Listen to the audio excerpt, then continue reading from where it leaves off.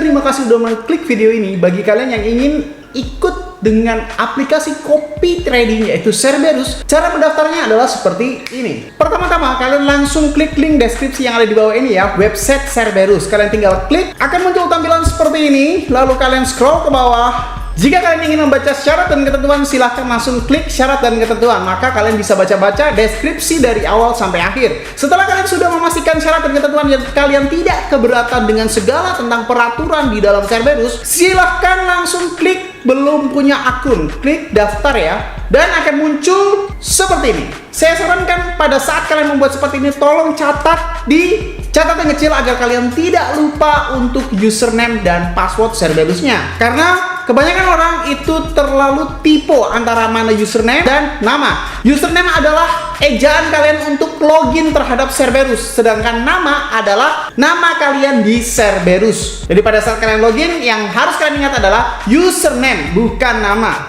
Masukkan username yang kalian gampang ingat, masukkan password, masukkan nama kalian, terserah mau nama asli atau tidak, masukkan nomor handphone kalian yang ada WhatsApp-nya ya. Kode referral boleh diisi, boleh tidak. Setelah kalian sudah isi semuanya, langsung klik register dan tampilannya akan seperti ini. Dan setelah kalian daftar atau kalian bingung tata cara aktivasi, isi gaswi dan sebagainya, itu semuanya ada di dalam aplikasi Cerberusnya. Tinggal klik bagian tutorial di sini dan akan tersedia beberapa panduan untuk kalian, mulai dari daftar Cerberus, aktivasi Cerberus, isi gaswi, sambung IPA di MoonXBT, cara atur margin, dan ini akan terus di-upgrade sesuai dengan kebutuhan user baru ataupun para user yang sudah teraktivasi.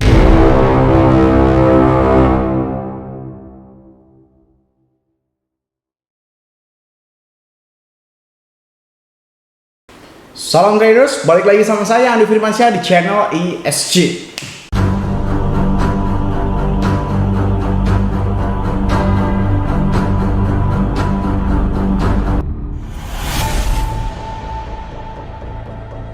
Oke, kali ini kita akan membahas tentang 9 ramalan Andi Firmansyah dan 5 sudah terjadi. Kalau kalian adalah pengikut channel Expert Student Class dan kalian mengikuti selalu ya kan beberapa video yang saya dengungkan dan banyak sekali orang yang berkontra dengan saya, kalian pasti sadar bahwasanya tidak ada satupun ramalan saya yang meleset satupun tentang masa depan cryptocurrency. Mari kita coba bongkar satu persatu kira-kira apa saja ramalan Andi Firmansyah yang sudah terjadi dan yang akan terjadi. 9 ramalan. Yang pertama, hancurnya staking. Oke? Nah, ini pasti langsung banyak pro dan kontra nih. Mereka tidak terima bahwasanya dibilang staking itu sudah hancur. Saya bilang bukan hancur sepenuhnya, tetapi secara definisi ambigunya itu sudah benar-benar hancur ya. Kenapa? Ketidakpercayaan masyarakat dan kehilangan rasa percaya dan rasa trust terhadap staking akibat kasus FTX dan Binance kemarin atau CZ itu berakibat impact banget ke semuanya. Banyak market-market atau banyak token-token yang menyediakan staking yang benar-benar hancur ya. Dan sekarang ini benar-benar mau di CMC ataupun apapun, FTX itu juga semuanya hancur. Dalam bursa pun sudah nggak ketemu lagi ya antara si FTX baik di derivatif ataupun di dalam. Nah ini derivatifnya udah nggak ketemu ya. Nomor 2-nya sekarang MXC dan Bybit dan disusul oleh OKEX. Lalu di bursa spotnya ini nomor 2-nya Coinbase Exchange dan Kraken ya. FTX sudah nggak ada sama sekali. Nah, banyak orang yang berkesimpulan bahwasanya lu kok sok tahu bang, ya udahlah. Kalau kayak gitu udah pasrah-pasrah aja gitu kan. Staking sudah benar-benar kehilangan percaya. Karena apa? Dari dulu saya dengungkan waktu awal staking diciptakan. Saya nggak peduli ya. Mau kalian bilang saya sok tahu apa yang kayak gimana. Saya sudah bilang bahwasanya staking ini bisa jadi adalah bom waktu. Kenapa bom waktu?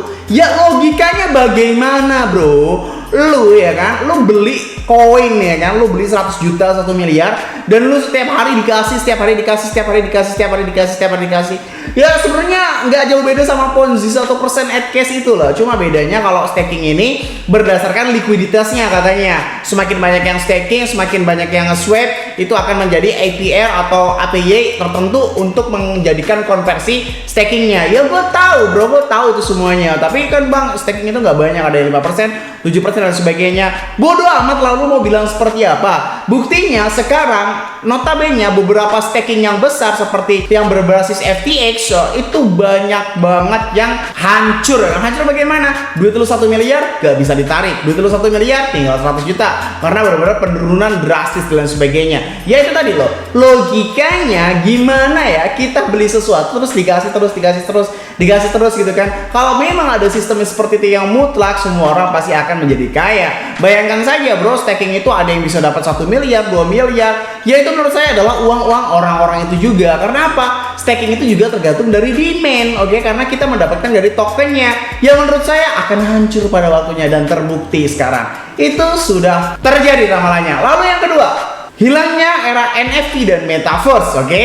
Di beberapa video saya yang lalu juga saya sudah dengungkan bahwasanya Metaverse dan NFT ini adalah beberapa hype saja, jadi bukan termasuk sesuatu yang akan booming. Tetapi menurut saya Metaverse dan NFT ini bisa jadi menjadi sesuatu yang cuma hype sesaat aja. Karena kalau dipikir secara logika, lu beli barang ya sesuatu itu benar-benar gue tahu bro, nggak usah ngajarin. Gue tahu NFT itu ada kode blockchainnya, ada hak seperti hak ciptanya itu nggak bisa di copy dan sebagainya. Ya sekarang lu logika aja deh.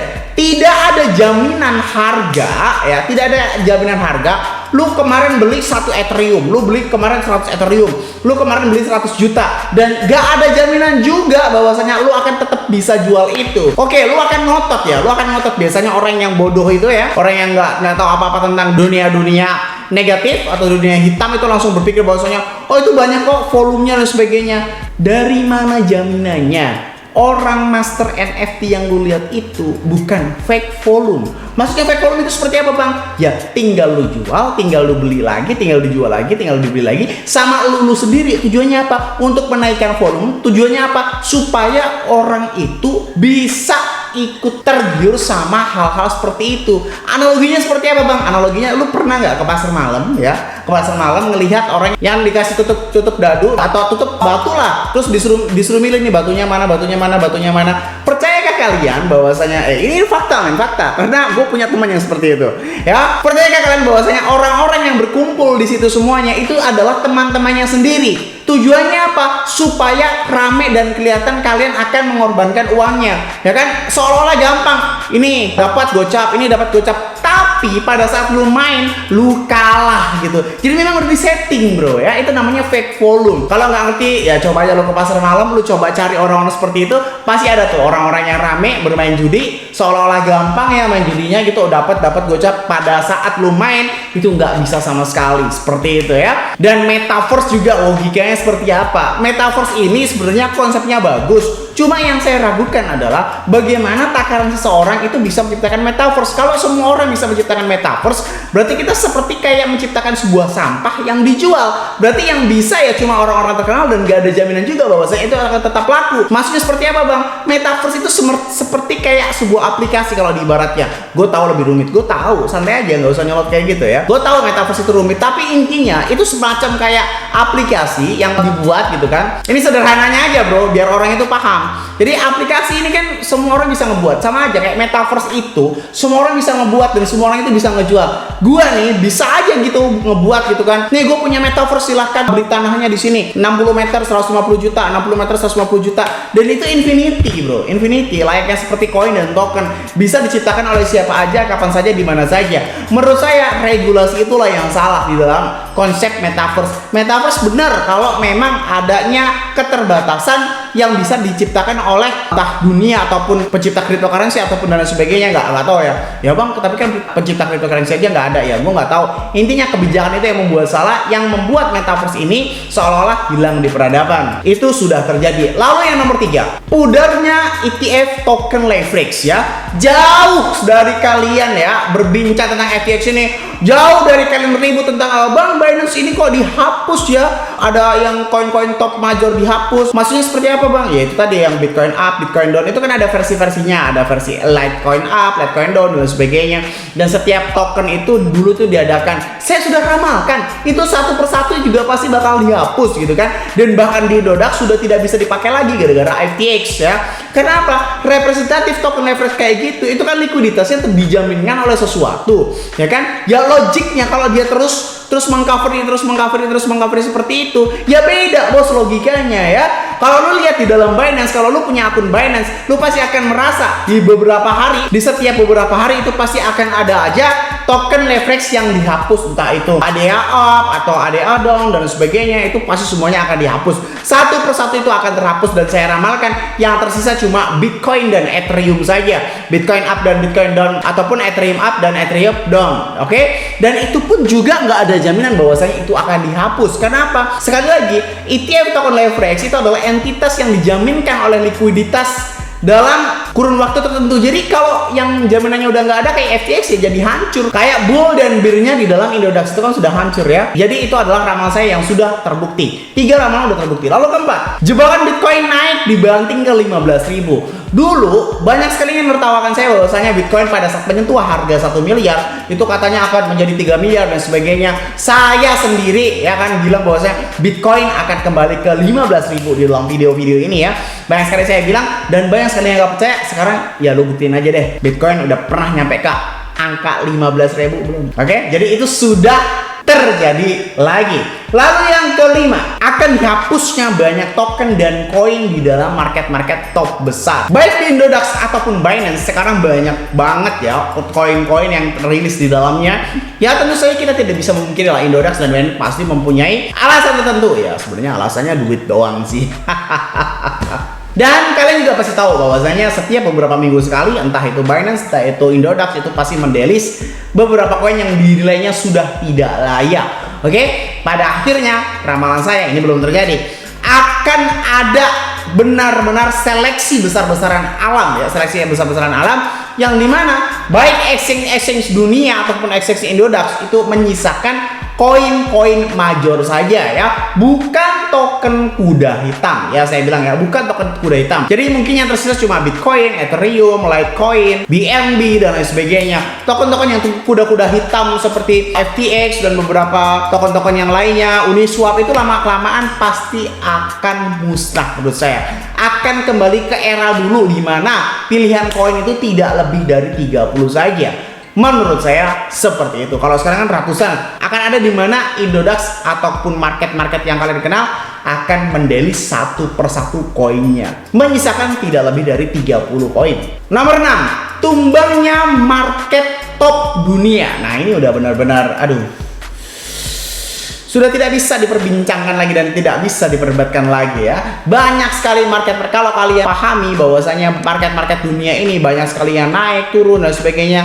Dan kadang-kadang juga saya tidak terlalu percaya ya kalau misalkan di dalam spot trading ini apakah benar Coinbase ini gini gitu kan. Apakah benar Kraken itu segini dan sebagainya. Karena kan di samping saya menjadi seorang YouTuber, influencer, juga saya mempunyai data beberapa market yang sebenarnya nggak terlalu setara loh sama hal-hal yang ada di sininya gitu kan. Misalkan kayak seperti Bitget dan MXC gitu kan, apalagi Crypto.com, itu menurut saya meragukan beberapa likuiditas volume yang ada di dalamnya gitu kan. Big X tiba-tiba nomor 28 satu dunia dan sebagainya. Wih, nyempil Poloniex.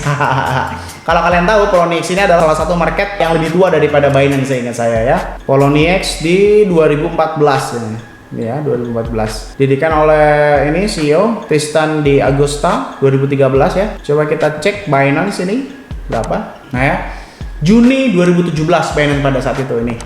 Juni 2017. Jadi masih jauh lebih tua dari Poloniex. Menurut saya pada akhirnya akan seperti itu. Market-market yang tidak jujur, volumenya nggak masuk akal, itu satu persatu akan tumbang.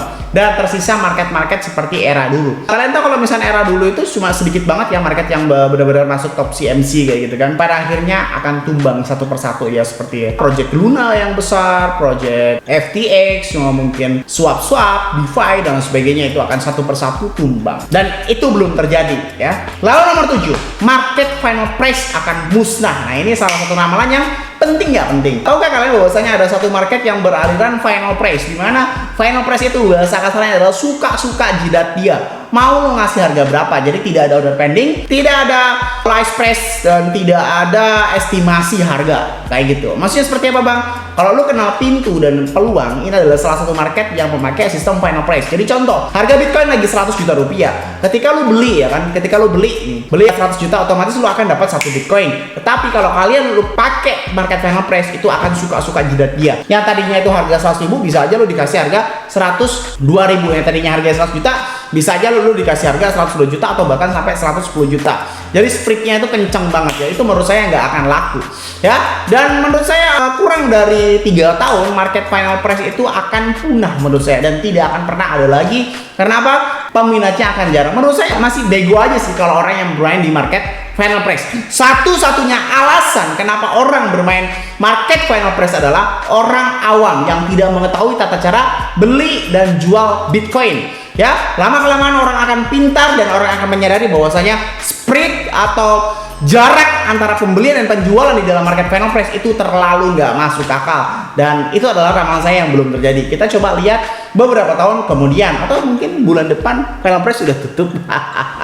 Lalu yang ke-8, hancurnya DeFi. Pertama kali DeFi muncul itu saya benar-benar diserang sama komunitas DeFi ya. Dan saya juga sudah membuat video DeFi ini ya kan, banyak sekali serangan-serangan DeFi. Dan pada akhirnya apa kabar saya semuanya?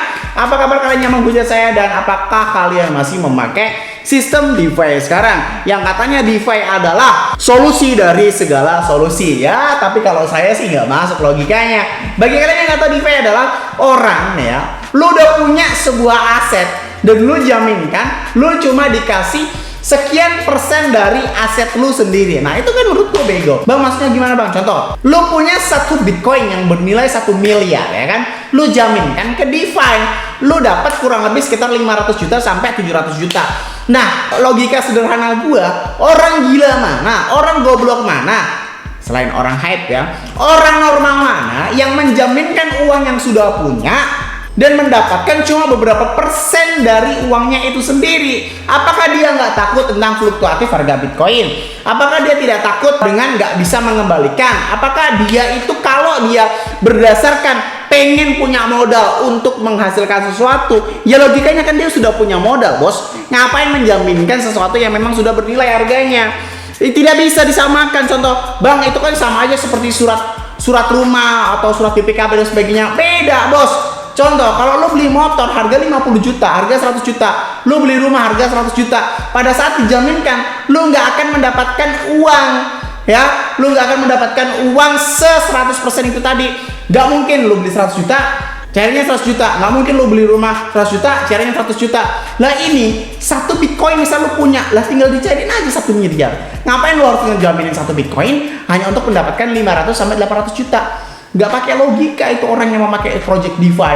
Pada akhirnya sekarang pelan-pelan termakan oleh keheningan. Bang, DeFi masih ada? Ya memang masih ada. Cuma gimana? Apa kabar? Lo pada pakai DeFi apa enggak? Lalu yang nomor 9, munculnya jenis Ponzi baru. Nah ini yang belum terjadi ya. Akan ada masa di mana entah bulan depan, entah minggu depan, entah tahun depan akan ada sebuah sistem baru yang mungkin saya sendiri belum pernah mempelajarinya. Bagi kalian yang nggak tahu, sistem Ponzi atau sistem money laundry itu benar-benar banyak sekali ya di dunia ini, bahkan di Indonesia.